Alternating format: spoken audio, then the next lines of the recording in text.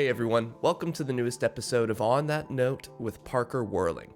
Today's guest is a Montreal-based singer-songwriter, producer, and multi-instrumentalist who released 2 albums and a single in 2020. His most recent release is called Patterning. It's a very ambient, textured sonic landscape. You need to go listen to it. It's beautiful. It's on Spotify, Bandcamp, and all that good stuff. Before we start the episode, please make sure to like and subscribe to this podcast on Spotify, Apple Podcasts, and YouTube. But on that note, please welcome Cedric Noel. Cedric Noel, thank you for joining me for an episode of On That Note with Parker Whirling. I found out about you through a previous guest, No Joy. She recommended me to you, and I went and listened to your albums, and they're awesome. And first thing I have to ask is, you've released multiple projects over the years, and one in 2018 and one at the beginning of 2020. Both of those were a little more pop-centered with, hooks and choruses and things like that. But your most recent release is a little more ambient. There's a lot less vocals, only vocals on the tracks, the first one and the last one. What made you decide to kind of go down a more experimental route for this new release? I just kind of do what I want, really. It seems to be. I don't know. I'd started this album, like the album you're talking about, Patterning. I started it like 2018, I want to say, like right when I moved back to Montreal. After being away for a year. So, and I just had bought like the Juno synthesizer that pretty much I have made all of the synth sounds from on that record, pretty much. And so it just was a way for me to like figure out how the synth worked, really. Like a lot of the albums I would make, I would probably say that is just a way for me to figure out a new thing. So it's like becomes a vessel to like figure out how a piece of technology works, or how whatever a plugin might work, or whatever it may be. And so it was just a way to understand the instrument, but at the same time, it's a record that I've always wanted to make. Like I've always been into ambient music. I've made ambient stuff for guitar for a long time, and with piano as well. And so it was just like another thing for me to try out, really. I don't know. It was very fun at first because it was just figuring out how an instrument worked, but it was definitely recorded under like not the best way to record a synth, I would say. But it worked out. Yeah. The Juno synth sounds amazing. I've always been a fan of that sound, and there is something to be said for when you get a new piece of equipment, the creativity that it can bring you, or when you try a new process. It's almost like stepping outside of yourself for a moment and getting lost in this new thing and figuring out how to work it to its best ability, and that can spark some new idea that you hadn't had before. I've got to ask about, how do you write a song that's a 14-minute ambient track after the swirl? It's a great album. I listen to it when I'm like doing things like cleaning or just walking around. I was in Costco listening to it, and it just made me feel very calming, and I want to listen to it next time I go to the airport in a week, because I feel like that's a really good vibe for it. Yeah, firstly, that makes me really happy that you listen to it at Costco, because I don't imagine anybody listening to any of the music I make generally, like not in a bad way, just like I don't picture it. But then I've only been to Costco once and got like crazy anxiety, so the fact that it calms somebody down in that place is cool. I think like I approached that piece kind of how I've approached sort of longer guitar pieces in the past, and I don't know if I set out to make a piece that long either. I think it just kind of ended up that way, because it's all of these pieces were just like improvised essentially, other than maybe the first and last one. So I kind of just think of them as in movements. And so to me, there's like 3 sort of distinct movements. And I don't know if I recorded them all at the same time, or if they were kind of like within a few hours of each other or whatever. But it's just kind of like, okay, there's an arc to tell. There's a story to tell. How am I gonna make that work? And so I just like kind of I think I just kind of just like sat down when I felt inspired, and just like played whatever felt right at the time. And then after that, it's more about trying to find sort of instruments or arrangements that might complement it. And so getting sort of my friend Tim to play saxophone and clarinet and flute, I felt like helped a lot. And then also my friend Mingjia, who played guzheng, which is like I think I'm saying it right, Chinese instrument, string instrument, also helped a lot, I found. And yeah, it's just kind of about carving it. I don't know if I have like a process for that kind of piece. It's just more of like, these are three movements and I take each movement separately. And so then it becomes like a 6-minute song instead of like a 14-minute piece. And then it's just about making sure that they connect in a way that makes sense. If you understand what Yeah. Is that any different from how you approach, your previous records, which are more like pop centered structures? I mean. No, I guess not. Not totally. I mean, I think the only difference might be that if like, because there might be lyrics in those other songs, that I might try to complement the arrangement to what I'm saying. But at the same time, I think that because I at this point in my whatever my life or career, whatever you want to call it, I do just sit down and play. Like even the songs on the earlier record from 2020, like I just sat down and played those songs, and those were the songs pretty much with those lyrics. Like I didn't change much. So the vibe is already there anyways, I think. But but yeah, I think it's yeah, I it's weird. I don't talk about my process a lot, but I think about it a lot. But I think that at the end of the day, it's just kind of like inspiration strikes, and then I'll just or I'll like toil away for a long time, and then I'll feel like I have maybe something to say or something to write about or something to play, and then I'll just kind of play it, and then it sort of falls into place. I don't try to force things too much. Yeah. So that album, the early 2020 album, Nothing Forever, Everything, I read that you wrote all the songs in 2 nights. Is that true? Yeah, pretty much. Yeah, yeah. Is, There's one is so that, what. is that, sorry. No, like yeah, one song I think was written like a much earlier, like a few months earlier. But yeah, pretty much.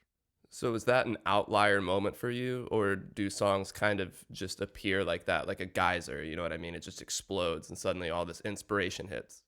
It's very much that all the time. I mean, there every once in a while there'll just be a song that might pop up, from somewhere. But for the most part, if I'm writing songs, they're all written within like a few weeks in the same, 1 week or 2 week span, and it like at that point I think like I'm only doing that. I have a full-time job, but other than that, that's like all I'm doing for that period of time. And then for the rest of I was talking to a friend about it just before we started speaking, but like I don't really do much before after that. Like I might toil away for a while and try to figure stuff out, but I don't force it. And I've become I've become better at like understanding when the feeling's coming, and so I'll just like let it arrive.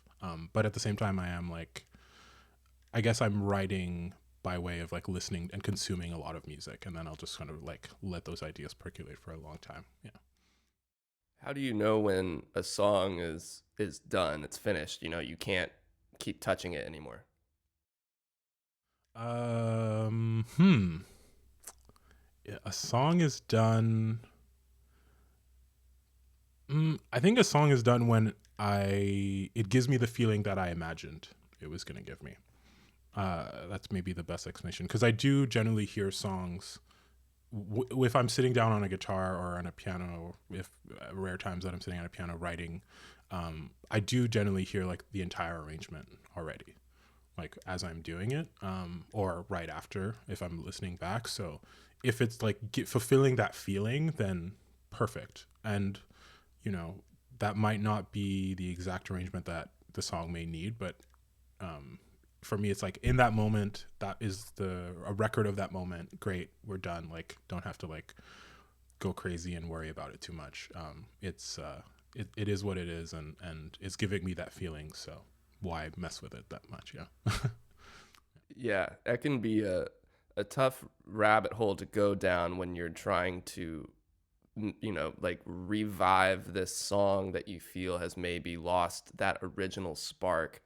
And I would think that the best way to avoid that is probably just constantly being aware of how you feel about the song right now. Like, does it still feel like this spark is living up to the original expectation? And if it's not, why is that?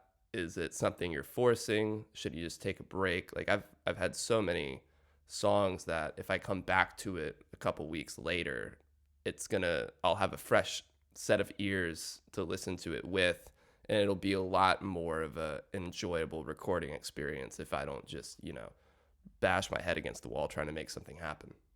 Yes. Yeah, I do 100% agree with that as well. Like, yeah, don't force it at all. Yeah, I think that I don't know. I think it just depends on the song or the piece or your intent too, because I had the impetus for like making that record, like Nothing Forever Everything, was I had just like finished making like a pretty long and like sort of like largely arranged for me anyways album for like the past 2 years before that, or past 3 years before that, and and so it was like really like a long effort, and I actually like demoed stuff, and which I don't like to do. But yeah, it was like trying to recapture that feeling, and I think I learned a lot about just like letting that feeling go and maybe trying to look for a new meaning when you're like actually in the studio recording. But yeah, because I had done that, then Nothing Forever Everything was like such a like the polar opposite of that, and I needed to do that, and so it was something that I needed to do very quickly. And so I think that's why I approached it like that as well. It's just like, no, I just like need the feeling. Like I don't care about um about even like production or anything. Like, if I was doing it now, I probably would have recorded it a bit better and produced it a bit better. But it was just like, I just need to do this right now because it's fun, and like I just need to do something that like feels like there's no expectation around it. Yeah, that's an interesting balancing act of wanting to give something the proper attention and care that it needs versus, uh, you know, what's the word? Smothering it and keeping it for too long and trying to make it as perfect as it can be instead of just, releasing it in a more natural way. Like, it can be frustrating to, if you have a campaign that you're trying to run for your single, getting everybody Yeah. to pre-save your single and all that. That shit gets exhausting, and Yeah. once you're done with it, you're just like, damn, I just want to make music again and put it out and not worry about, the external shit. And there is something to be said for being good at that side of things. It is important, but Hmm. you don't want it to overshadow the reason why you're doing it in the first place. And I feel like that can be kind of a hard battle to fight sometimes. Yeah. Yeah. I mean, it's just, yeah, I think my personal goal anyways, is just for it to feel fun. And to feel like maybe I'm learning something at the same time, hopefully, you never know. But yeah, like, yeah, just make it, I don't know, just make it fun, and keep it light. But I did definitely like learn about patience, because patterning was started before Nothing Forever Everything, like way, way before. And it was finished like almost 8 months after the previous album came out. But I don't think there's no way it would have sounded the way it sounds without all of basically like 2 or 3 albums worth of recording between the start and finish of patterning. And I learned so much about mixing and production, that it allowed me to actually like finish it, and because I didn't force it to, it just allowed it to like kind of like feel organic, in a way. But yeah, yeah. So I don't know if I'd wait that long again for a record, but yeah, I'm glad I did for that one. Is there an important lesson that sticks with you every day that you've learned over the last few years of writing, recording, and releasing music, or even specifically just from releasing your most recent release, Patterning? Has there been something that's really stuck with you since then? A couple things for sure. work with your friends, work with people that you like and that respect you, and yeah, and that in or and work you know, or I guess more work with people that respect you, like work with your friends, but also like I think it's cool to like reach out to people that you admire too, but if they're not willing to sort of understand that it's your project, and that you have things to offer, then it maybe might not be worth it. But and then I think the second one, which was something a musician said in an interview that has stuck with me, which they don't always, but this artist said that once you're done with something and you come back to it, and you feel different about it, the song hasn't changed, you've changed. Which has really helped me with decision making after coming back to something, which is so true, because nothing of the music's changed. Like the file hasn't changed, the session hasn't changed, it's still the same as you left it. And if you were happy with it before and you're coming back to it, then the only variable that is different is you, like your feelings about it or something that somebody might have said to you about it. And so if you felt like, and that's kind of helped me be at peace with like stuff that I've done in the past, even with patterning actually, because there's some stuff that maybe I would change now even, but it's just like I was at peace with it then, even if it was like a couple months ago. So why shouldn't I be at peace with it now? Like the only thing that's changed is like my perception of it. So if I was happy with it then that's what it is, and I can just leave it alone and not worry about it. That's a great lesson. I never thought of things like that. When I was talking with a previous guest, Rubber Band Gun, we were talking about just the idea of, when you're putting something out, you should think about it more of a snapshot of who you are right now instead of this, ultimate encapsulating project that shows everything you are as an artist and everything you will be, because that's so much pressure. It's so unlikely that will be the case.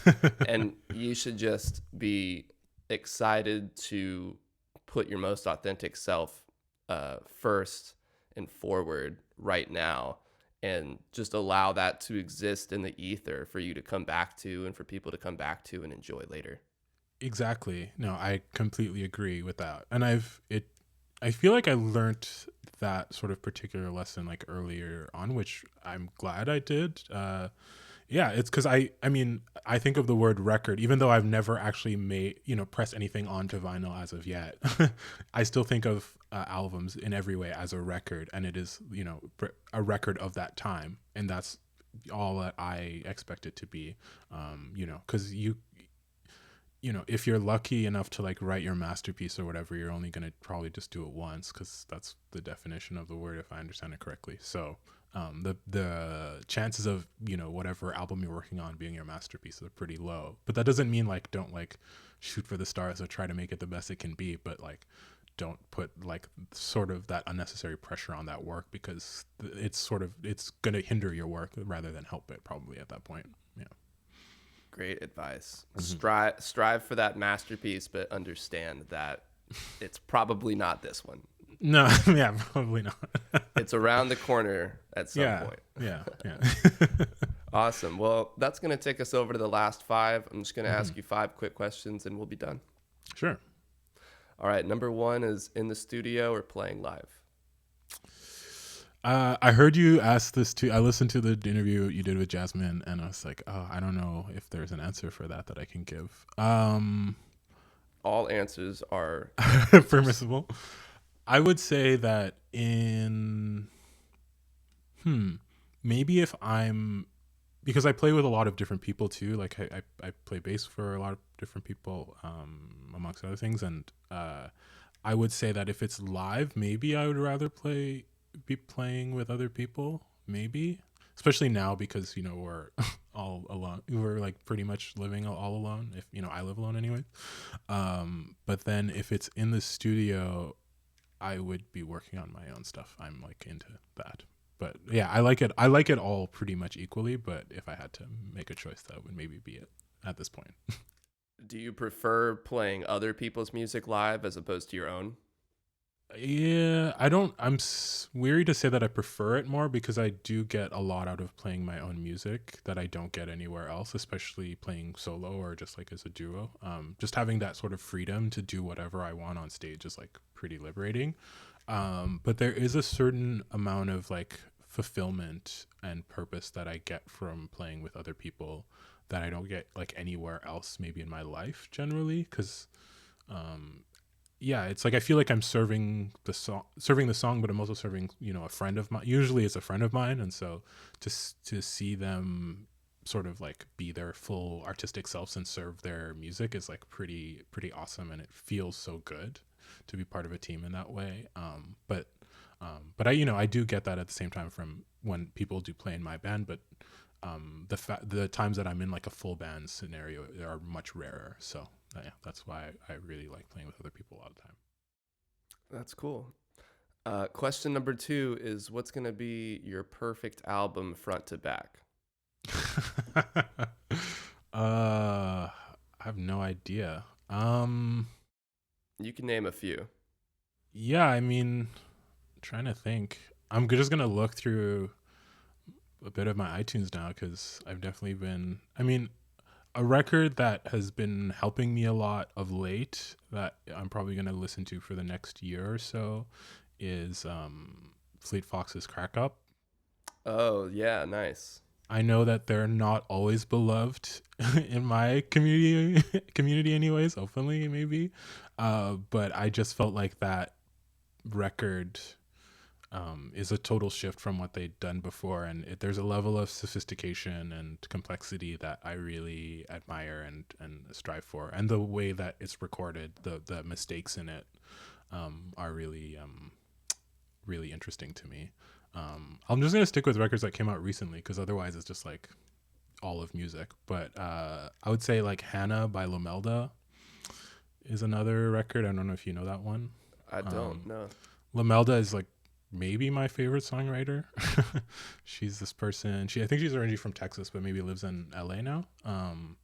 And yeah, she's like maybe the songwriter I get the most inspiration from in terms of maybe not like direct songwriting because I think maybe I would say we probably write quite differently, but just in terms of the energy and the way that she uses her voice and time signatures and chord progressions, like there's a lot going on there that I really admire. Lamelda, that's her name? Yeah, yeah, Lamelda. Okay. I'll And have to then go listen to her. yeah, and then there's a third record, but I'm blanking on the name because it's like from my childhood. But we listen to it all the time. Oh yeah, it's called. So the artist is Salif Keita, and he's a Malian artist, and the album is called Folon. And it's. I realized I made a playlist a little while ago, and I realized that a lot of my songwriting derives from him, which I hadn't thought of. He's like basically it's pop music, but it's a lot. There's so much like West African rhythmic elements implemented into it, and there's so much repetition. Like a good amount of the songs are just the same chord progressions for like 6 minutes, but because the melodies shift so much, like he'll start off with sort of a somewhat simple pop melody, but then we'll like go into like this crazy thing and then come back, and then there's all these backup singers that are happening at the same time, and so you don't often feel like you're listening to the same chord progression at all. And I think that that's something that I probably took a lot from. So that'd probably be my third at the moment, anyways, that I can think of. Yeah, That sounds really cool. I want to check that out. What's his name? Salif Keita. It's Salif and then Keita. And the record is Folon, Folon. It's awesome. It's great. I'm glad you spelled all that for me. Yeah. I was like, I'm gonna just be, guessing after this when I look it up. The second the second you see the name, you'll be like, oh, that's exactly how it sounds. It is actually, it is. Awesome, great answer. Question number 3 is, who's your dream artist or producer to work with? Dream producer is pretty easy, just because. I mean, I'm pretty obsessed with producers, but I produce most of my stuff, and I don't know if I'd ever want that to change that much. And I found my dream collaborator and an engineer and sort of a co-producer as well, in my friend Steve, who had helped me make a record that will hopefully come out this year. But we spent a lot of time on. But there's this guy Phil Eck who lives in Washington, who I really like. I mean, of course, he's like done like Fleet Foxes stuff, but he's worked with the Shins. He's like basically like any like Seattle, Washington band that you can think of. He's like worked with, but the reason that I heard about him was through this Swedish band called Shout Out Louds, that are like this kind of like great pop band from Sweden, but and like pop rock band, I guess. But they had this documentary. I watch a lot of like music documentaries, and they had a small one about their album Work that came out like 2010, maybe, I can't remember. But he produced that record anyways, and ever since then I've kind of like followed his stuff, and he has like a particular sound that I really like. His drum sound is really great, his guitar sounds really great, and yeah, he did like the Walkmen too. I don't know if you listen to them. I haven't listened to them, yeah, but I know the name. Yeah, he's done a lot of like really big records, but also just like great sounding records, and I would be curious to see what working with him looks like. But at the same time, I mean, I guess I'm particular about people I work with because I want people to share knowledge, and I know that not all producers and engineers are like that, but I'm all about the sharing of knowledge and sharing of techniques and things like that. And working with my friend Steve, who like for me is my dream collaborator. He's taught me so much, and maybe I've taught him a few things. I have no idea, but because he knows so much more than me technically. But he has no issue with me sitting down with him at the desk and like watching what he does and explaining things and giving confidence to different musicians. And so for me, that's more of my dream collaborator, is somebody who's just willing to teach and also just share knowledge. But yeah, in terms of artists, yeah, I don't know. I feel like every time I make a record, I have sort of a dream list of people, and generally they all say yes, which is kind of wild. So maybe like, yeah, no, I don't want to say a name because then maybe like it'll happen, and then I don't know, it might be weird. So yeah, And then they'll find this and they'll be like, what the hell? Yeah, anybody. Yeah. That is really cool. You have that relationship with your producer, because I think it is a very important and just overall cool relationship to have when you can just sit with someone who's working on your own stuff and they just have so much knowledge that they can impart on you, or just even being around them, you catch some of that that knowledge, and you learn a lot just by being around them.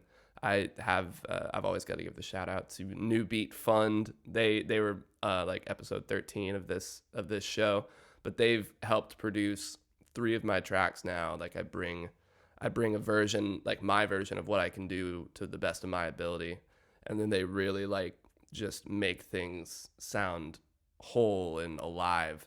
And they've taught me so much, so I have to give them a shout out. But it's so important for people to try to find someone like that. I mean, you got to be that for yourself too. You got to just 100%. be able to be confident in your own knowledge and learn on your own. But when you find someone who really you gel with, that knows so much, I mean, it's important to foster that relationship.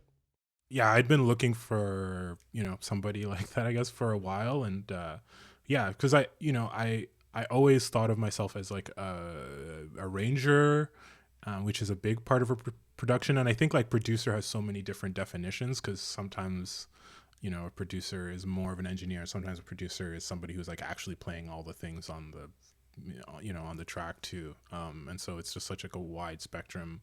And I was really looking for somebody who could handle a lot of the engineering and technical things, and then just give me the space to be the arranger and be the musician kind of thing. And to have that is amazing, but then to also have somebody who's like willing to sort of teach and share how they do things is like amazing, because it doesn't happen a lot, which is unfortunate, I think. Like, I don't know why there's like a holding of information so much. It's just like, everybody, I feel like, and and I want to do that for other people too. And I feel like anytime somebody teaches me something, or maybe I might teach somebody something, it's going to be different because they're a different person and they're going to do it their own way. So I don't feel like I'm like so I feel like a lot of the fear is like, maybe I'll lose business because somebody else in the community will know how to do this thing. But it's like, of course, probably not, because they're doing it a totally different way. Yeah.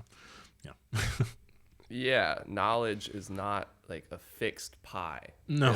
It, Yeah. it's like infinite, and Yeah. you shouldn't feel like you have to like hoard your lessons that you learned and all the all these No. tips and tricks. It's like everyone has their own things they figured out, and you're right. Even if you do give somebody like a good idea or good tips, like they're different. They're going to translate it a different way, and it's going to be unique to them. Yeah, exactly. Awesome. Number 4 is what's on your musical rotation right now. Ooh.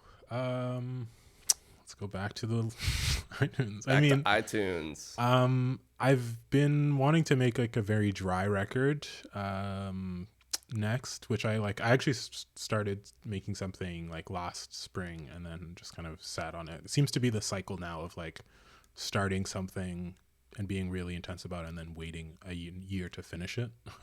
But I started listening a lot to the new Laura Marling album, which surprised me that I was listening to it, just because I was really in love with her music a long time ago and then just kind of like lost track of her stuff. But now I've been back into it and really like it a lot. It's just a lot of guitar and voice, and then every once in a while there'll be some drums or a lot of really nice string arrangements by this guy Rob Moose, who's you've definitely heard string arrangements from before. He's like does Bon Iver, and he did Phoebe Bridgers probably, and did like, Oh, wow. yeah, he's like Sufjan Stevens. Like all of the string arrangements are him, and probably Sufjan as well. Like there's a lot of he's done a lot of stuff, and I really like hearing his take on her songs. The new Yves Jarvis record, Jean, so like old Montreal, or not old, he's not old, but like I met him a long time ago when I first moved here. It's a great new record called Sunny, what is it, Sundry Rock Song Stock. Weird title. It's a great title. Yeah, and then yeah, I heard his music on Spotify when I was looking for people, and I was like, man, this guy's sick. I need to get him on the show. Yeah, he's a very interesting person. And yeah, hope that you get to speak with him. And then Lorraine, or I don't know how to say this band name, but it's L''Rain. Okay.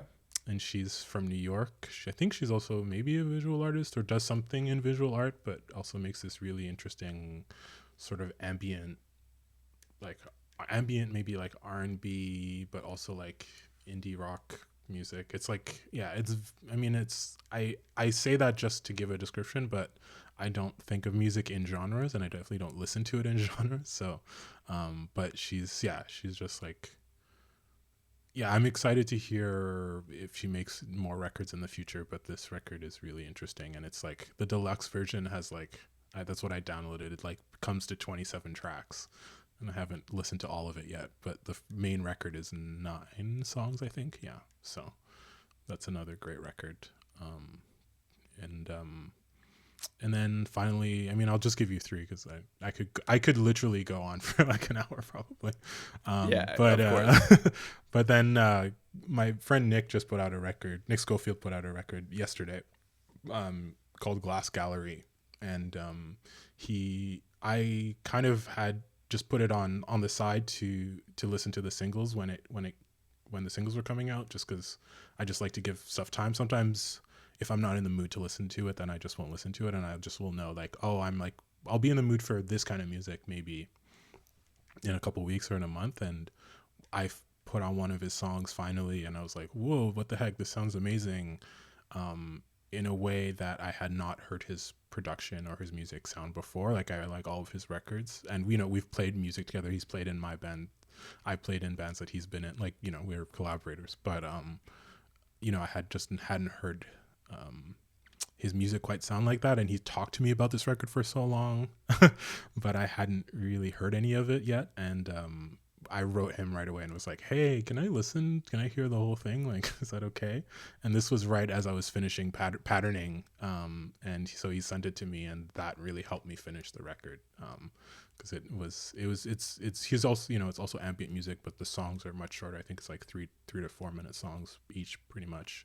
But it really helped me finish that record, just to give me like sort of a sound palette to finish it on, because it's so soft. I don't understand how he got it to sound so soft, because he reamped a lot of stuff. Anyways, this is like technical stuff, but I don't actually quite understand how he got it to sound the way he did. So now I have questions for him. That's really cool. That's a cool feeling to have a friend be surprised by a friend. You're like, oh shit, what? You just came out with this? Like, hold on, let's talk.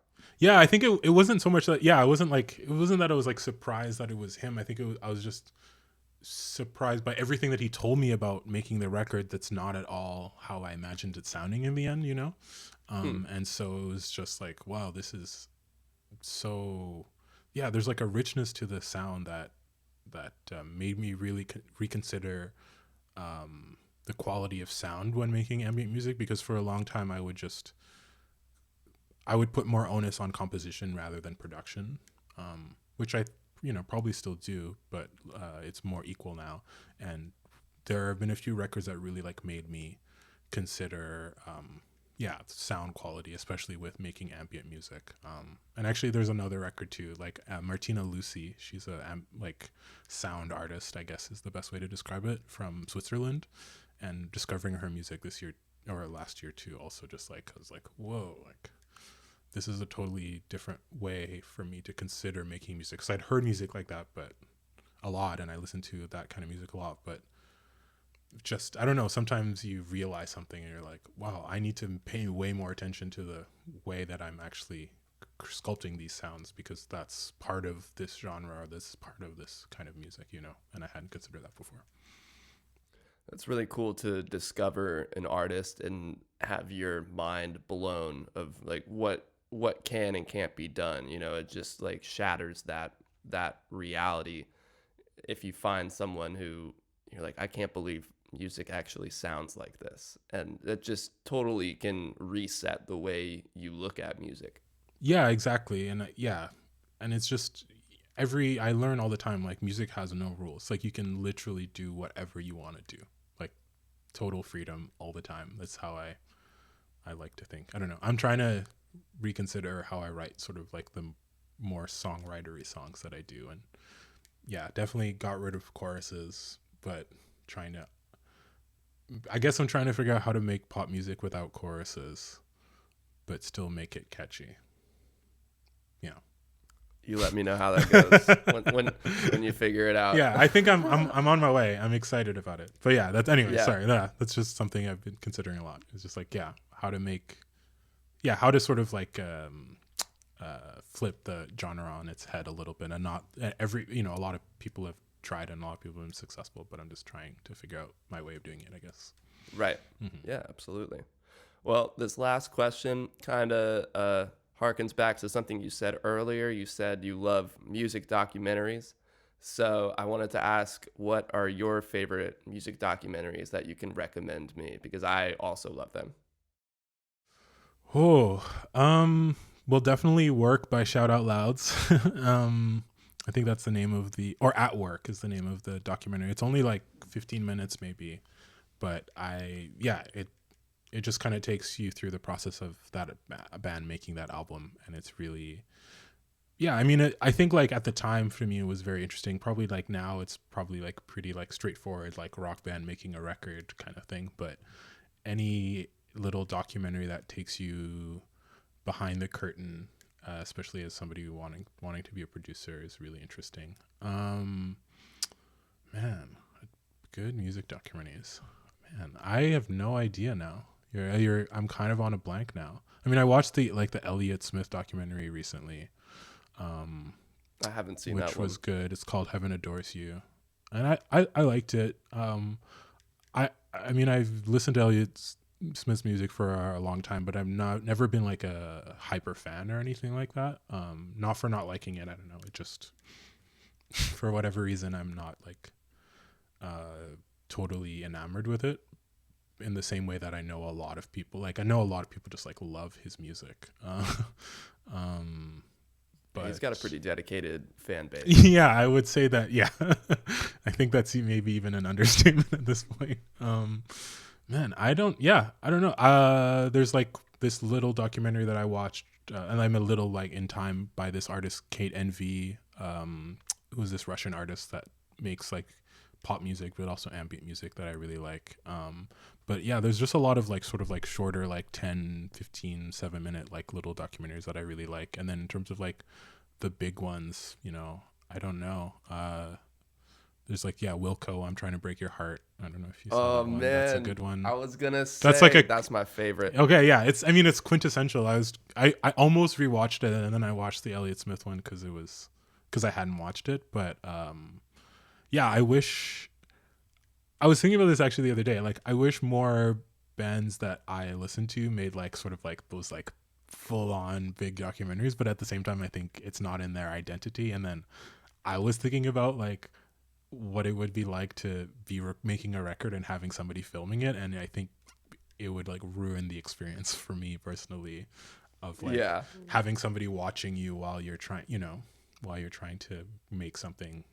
Because yeah, I don't know about you, but I need to not have people watching me when I'm making things. Because yeah, I don't yeah, know. that would There's be very weird. yeah, it changed. Like it becomes to me. I was like, wouldn't it kind of just become a performance? You know, in a way, like to the camera instead of Yeah, like you I just would. being I guess yourself.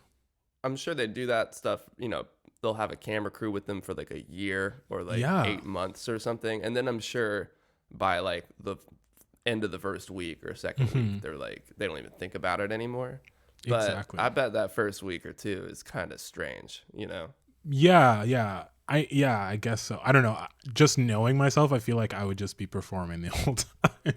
Just because it's like my personality to like yeah, I need to be alone in order to maybe like truly be myself. I mean, that's probably true for everybody, but like I feel like I changed a lot from when I'm alone to when I'm with even another person. So, yeah, adding like a camera I feel like would be wild. But yeah. Oh yeah, like there's a documentary with this band Deer Hunter that's interesting too about how I they love Deer Hunter. I didn't know they had a documentary. yeah it's like a I mean there's tons of like Pitchfork documentaries and that's one of them. Okay. Yeah, and it's interesting again for more of yeah how they made. I think it's Microcastles is the record. I can't remember Mm. what the name of. I'm not like actually a very big Deer Hunter fan either, but I like them, but I'm not not fully into them or anything. Right. But like the record sounds really interesting, and so it's like cool to see. I wish they did one for the last record they did with Kate LeBon because I'm a huge Kate LeBon fan, and that would be somebody I would want to collaborate with for sure. Is Kate? Did she produce it? Yeah, yeah. She produced. Oh I wow. don't know if she produced all of it or most of it. Every time I read about it, people seem to be different about it, but which is weird to me because she definitely produced a lot of it from what I can even hear.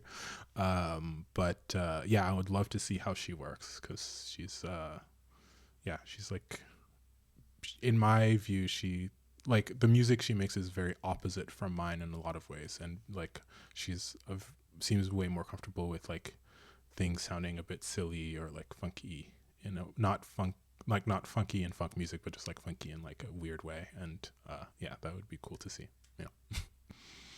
Interesting. Well, I'm glad I asked that question because I didn't know that there was a Deer Hunter documentary I needed to watch. Yeah, yeah. And I'm excited you're as hyped on I'm Trying to Break Your Heart as I am. I eventually just bought it on Vimeo because I wanted to watch it so much. I think I'm about to do that actually. Yeah. It's Actually, worth it. yeah, now that you say that, there's like tons of documentaries coming to mind. Like I bought the Bill Callahan one a little while ago. I actually bought it Okay. twice. Like I bought it years ago on Vimeo and then it disappeared, I guess, in the meantime. And so I just rebought it again on iTunes, I guess, recently. But that's a good one. But and then like the national one as well is very good as well. Like Oh, didn't know the National had one. yeah, it's like I mean it's based on like the singer and his brother, and it's like it's about sort of like brotherly love or brotherly I don't know what to call it. It's very awkward. Interesting. But it's really it's an interesting story anyways, of those two guys. But yeah, I mean, I'm Trying to Break Your Heart is like such, like, it's hard for that documentary to not be good because it's such a good story, you know? Yeah, it's a great story. It's filmed really well. Like, I mean, even if you don't know Wilco, the actual story is entertaining. Yeah, and that's how I got to it. Like, I didn't know about Wilco really until, I lived in a lot of countries and I never didn't really grow up in North America, and so I have a lot of blind spots for that kind of stuff. And so I didn't really know Wilco. I knew of Jeff Tweedy a little bit, but so like my introduction was to I'm Trying to Break Your Heart, and I was like, whoa, this is a wild and bizarre story. And I'm sure So bizarre. Yeah. Sorry, and like I know we're running late, but I guess there's like there's a podcast that you maybe have listened to, but I'm totally blanking on the name now. I'll send it to you, but it's basically about somebody who's like recalling this famous pop song but can't figure it out. And so he like essentially like gets his friend to like assemble a band to like figure out this pop song that may or may not have existed in the 90s. And they go, what? Yeah, it's wild. It's Reply All is the podcast. It's like maybe the best, podcast, documentary, whatever you want to call it, thing that I've heard. Like, it's such an interesting story about like, like imagine, there are probably songs in your past that you like whistle to that you might remember. And so he was doing that, and he was driving in this car with his partner, and and this person was like, what's this song that you're whistling or whatever? And he's like, you don't know it? And he's like, you definitely know it. But then he went to look it up and couldn't find it.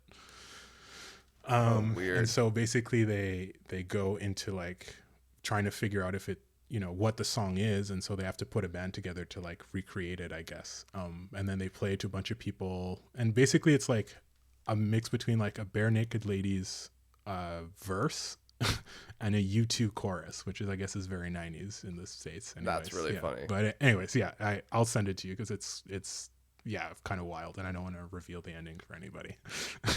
Yeah, please do. You've piqued my curiosity. That sounds really I'm sure funny. you like it. Anyways, yeah. Awesome. Well, Cedric Noel, that's going to conclude our time on that note. I appreciate you coming on and talking about your creative process for your new album, Patterning. Your earlier 2020 album, Nothing Forever Everything. Everybody needs to go listen to it. It's on Spotify, Bandcamp, all that good stuff. I don't know if it's on Bandcamp. It is. It everything is always on Bandcamp. There's much more Nice. on Bandcamp than there ever will be on Spotify for me. Yeah. Well, there you go. So everybody go hit up his Bandcamp. And yeah, thanks again for coming on, man. I really appreciate it. Thank you so much. I really appreciate talking to you as well and meeting you. Yeah. Yeah. Appreciate it. Of course. Yeah. I'll talk to you later. All right. Bye. Have a good You one. too. Bye. Bye. Could I keep my arms wide? Thank you again for joining me for another episode of On That Note with Parker Whirling. If you haven't yet, please make sure to like and subscribe on YouTube and Apple Podcasts, and you can even leave a comment down below to let me know who you're listening to. On that note, I'll see you guys next time.